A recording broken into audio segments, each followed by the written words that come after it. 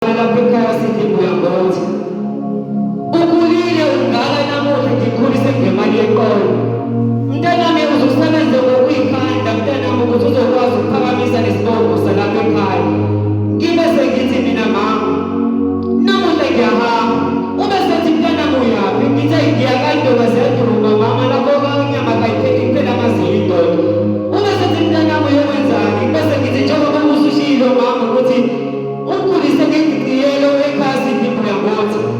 Engibuthi ukhulise ngemali yeqolo nami isimo sale ekhaya ngiyasibona ukuthi kasihle neze. Kepha namuhla ngiyahamba. Namuhla ngiyophetha amaphupho ami.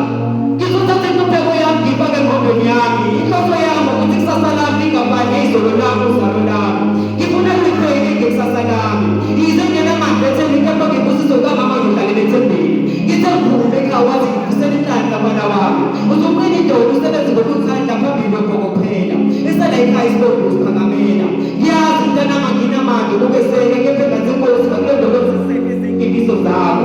Namuhla ngiyopheza amaphupho ami. Ngibe sengithi mama, njengoba ngihambana ukuthi ukushiya kuzinhloso yami kepha ngiyopheza amaphupho ami. Ngibona amambo yami nawe ushaya isifuba ngami usho ukuthi uzalo ukuzelula kepha kwangelula.